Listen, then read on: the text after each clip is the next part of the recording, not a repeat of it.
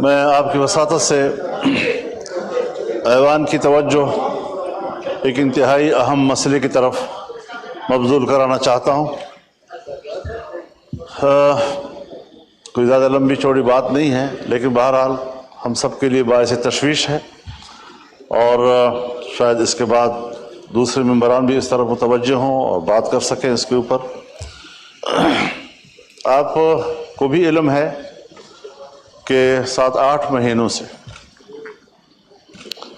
چمن بارڈر کے اوپر ہزاروں لوگ دھرنا دیے ہوئے ہیں اور مسلسل دھرنا دیے ہوئے ہیں، اور یہ مقامی لوگوں کی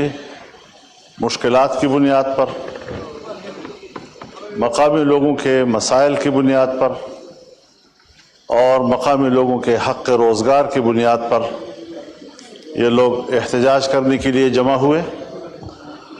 اور بجائے اس کے کہ حکومت اس ذمہ داری کو محسوس کرتی اور حکومت اقدام کرتی، حکومت جا کر ان لوگوں سے بات کرتی، لیکن ایسا نہیں ہوا۔ اور آج جو خبریں آ رہی ہیں کہ باقاعدہ ہمارے فورسز نے، ملٹری نے، ایف سی نے ان پر حملہ کر دیا ہے، اور اس وقت گلی کوچوں میں بھی جنگ ہو رہی ہے، مکانات پہ لوگ چڑھ چکے ہیں، فائرنگ کا تبادلہ بھی ہو رہا ہے۔ اموات کی خبر ابھی نہیں آئی، لیکن بہرحال زخمیوں کی خبریں آئی ہیں، اور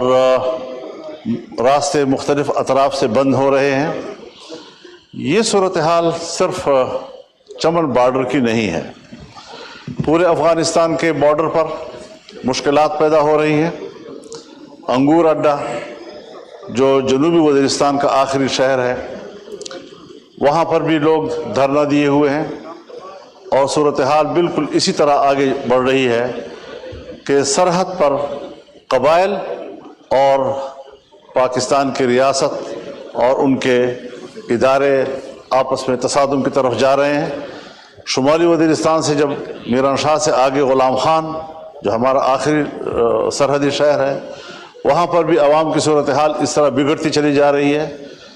جمرود کے مقام پر، طورخم پر بھی صورتحال اسی طرح بنتی چلی جا رہی ہے، کیونکہ مسائل کی نوعیت ایک ہے، مشکلات کی نوعیت ہی ایک ہے۔ وہاں پر جو لوکل لوگ افغانستان کے ساتھ چھوٹے موٹے کاروبار کرتے تھے، اس کاروبار کو سخت کیا جا رہا ہے، اور یہ کاروبار ایسا نہیں ہے کہ کوئی آج شروع ہوا ہے، صدیوں سے ان لوگوں کے باہمی تعلقات ہیں، اور ان باہمی تعلقات کی بنیاد پر وہ آپس میں کاروبار بھی کرتے ہیں، دہاڑیوں کی بنیاد پر کرتے ہیں، کچھ کما لیتے ہیں بچوں کے لیے۔ آج آپ نے وہاں پر بھی پابندیاں لگا دی، اور ان کو آپ کہہ رہے ہیں کہ آپ پاسپورٹ بھی بنائیں، آپ ویزا بھی لیں، اور آپ کو 10 دفعہ جانا پڑے اور 20 دفعہ جانا پڑے، اور کوئی ایک ٹوکرا اٹھا کر وہاں سے آپ لائیں، تب بھی آپ کو وہاں پر اسٹیمپ لگانا ہوگا۔ اس طرح کی مشکلات یہاں اس قبائلی ماحول میں آج تک کسی نے بھی پیدا کی ہے تو وہ کامیاب نہیں ہو سکی ہیں۔ مجھے یاد ہے جنرل ایوب خان کے زمانے میں بھی کچھ اس طرح کی پابندیاں لگی تھی، لیکن وہ ناکام ہو گئی۔ بعد میں بھی اس قسم کے، اور پھر جنرل ضیاء الحق صاحب کے زمانے میں تو آپ نے صرف سرحد ہی ختم کر دی تھی، مکمل دور میں سرحد رہی ہی نہیں وہاں پر، اور پھر آج آپ دوبارہ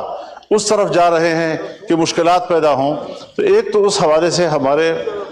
پڑوسی ممالک جو ہیں ان کے ساتھ تعلقات کی بہتری کا راستہ یہ نہیں ہے، ان کے ساتھ بھی ہمارے تعلقات میں تلخی آ رہی ہے، شدت آ رہی ہے، اور ہم انتہائی غیر ذمہ دارانہ انداز کے ساتھ آگے بڑھ رہے ہیں۔ قوم کو ہم خدا جانے کیا سنا رہے ہیں، اور کیا اپنا موقف اس طرح پاک، صاف اور شفاف کہ زمزم سے دھلا ہوا موقف قوم کے سامنے پیش کر رہے ہیں کہ ہم تو بالکل بے گناہ ہیں، ہمارے ساتھ تو بڑی زیادتی ہو رہی ہے، حالانکہ حقائق ایسے نہیں ہیں۔ میں یہ ڈیمانڈ کروں گا کہ پارلیمنٹ کی یا قومی اسمبلی کی ایک کمیٹی بنائی جائے، اور وہ اسپیکر کی سربراہی میں ہو، وہ جائے وہاں پر، لوگوں سے بات کرے، پوری ذمہ داری کے ساتھ بات کرے، اور پوری رپورٹ اسمبلی میں لائے۔ اور آپ سے براہ راست ایک گزارش یہ ہے کہ آپ ابھی ہدایات دیں وزارت داخلہ کو کہ وہ وہاں کی تازہ صورتحال کے بارے میں پارلیمنٹ کو آگاہ کرے۔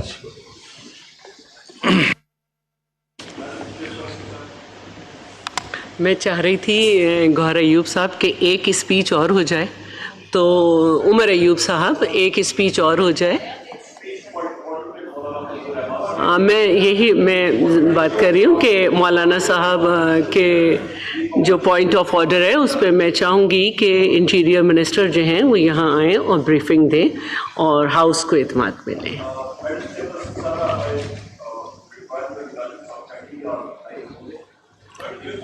مائک آن کر دیں. ویسے میں یہ چاہ رہی تھی کہ ایک اسپیچ ہو